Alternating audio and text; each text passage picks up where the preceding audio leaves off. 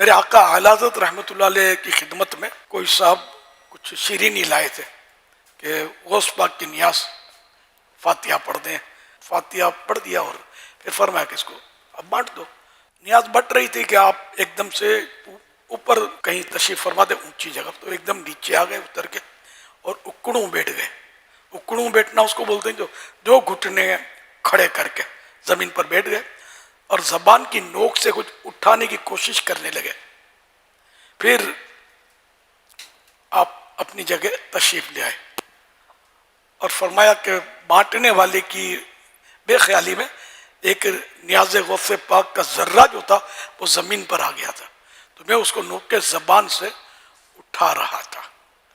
تو لوگوں کے دلوں میں جو حاضرین تھے غوث پاک کی عظمت اور بڑھ گئی کہ سبحان اللہ، جن کا نام جس چیز پر آ گیا اس کی اتنی عظمت ہو گئی اس شے کی کہ ایک اللہ کا ولی نوک کے زبان سے اس کو اٹھا رہا ہے.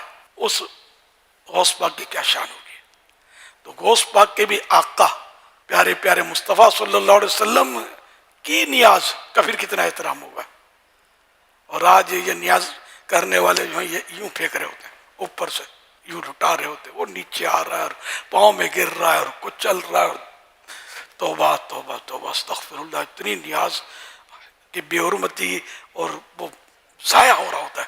ضائع کرنا کسی بھی مال کو یہ ویسے ہی حرام ہے.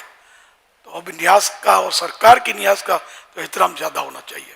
تو اس لیے جو ٹرکیں بھر بھر کے تقسیم کر رہے ہوتے ہیں ان کو چاہیے کہ بے شک بانٹیں، ایک نہیں 12 ٹرک بھر کے نکالیں، لیکن لوگوں کے ہاتھ میں دیں. تھوڑے واہ واہ نہ ہو تو کوئی بات نہیں، لوگ آپ کو منتیں نہ کریں کہ ادھر ادھر ادھر وہ تفریح اور انجوائے نہ ہو تو کوئی بات نہیں، آپ دیں ہاتھ میں کہ یہ ہاتھ میں جائے تاکہ کسی کے پیٹ میں بھی جائے، نہ کہ قدموں میں آئے اور کچل جائے اور ضائع ہو جائے. آپ کو یاد ہوگا کہ جب بچوں کا جلوس نکلتا تھا تو میں نوٹ تقسیم کرتا تھا ٹرک میں. جی بالکل. تو لوگ ہاتھ اونچے کر کر کے لے ہی رہے ہوتے تھے نا. جی ہاں. تو یہ نیاز بھی اگر ٹرک میں کھڑے کھڑے یوں کر کے دیں گے تو دیں گے، لوگ لے ہی لیں گے. لے لیں گے. اب یہ پھینکنا اب اپنے کو مزہ آتا ہے اس کا کیا پھینکنے میں. جلوس کا تقدس بھی برقرار رکھیں، اس میں کوئی گناہ واری حرکت نہ ہو. جلوس میں چلنے کا انداز بھی مہذب ہونا چاہیے، نہ کہ لوگ اس طرح آپ کے چلنے کے انداز کو اس طرح لیں کہ اس کی پھر ویڈیو بنائے، ویڈیو بنا کے دیکھو یہ جلوس میں کیا کر ہاں رہا یہ ہے. عاشقان رسول جا رہے ہیں پھدکتے ہوئے اچھلتے ہوئے. اب ہر طرح کا آدمی گھس جاتا ہے یار. لیکن ظاہر کہ عاشقان رسول سیریس بھی تو جلوس میں ہوتے ہیں نا.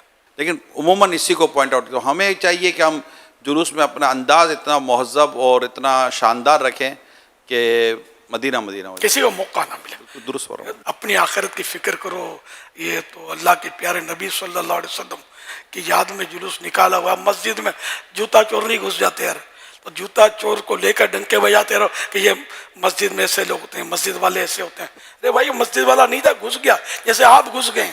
اور عاشقان رسول میں سے اگر کوئی ایسا نادان آ گیا ہے اور اچھل کود مچا رہا ہے تو اس کو وائرل کر رہے ہیں یار. آپ کا ہی تو مذہب ہے، آپ کا ہی تو دین ہے، تو یہ کیا کر رہے ہیں. تو ایسا ہو تو بھی آدمی عیب کو ڈھکے. عیب چھپانے کا حکم ہے، نہ کہ عیب اچھالنے میں کوئی فضیلت ہے. جلوس میلاد کی عظمت کو گھٹانے کی کوشش نہ کریں. یہ گھٹے گی نہیں عظمت، اس کو کوئی روکے گا بھی نہیں. کون روکے گا اس کو؟